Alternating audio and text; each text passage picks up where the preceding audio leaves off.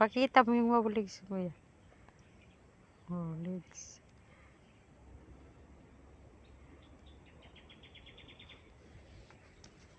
Yan, oh.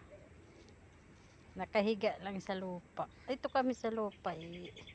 Naglilinis kami sa taniman eh. Ayun oh. Eh, taniman kailangan may bago. Kasi wala na, paluma na ang mga tanim. Wala na mapipitas. Diba guys?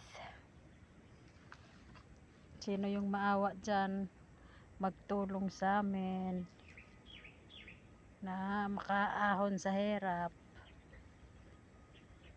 Wag di. Bakit?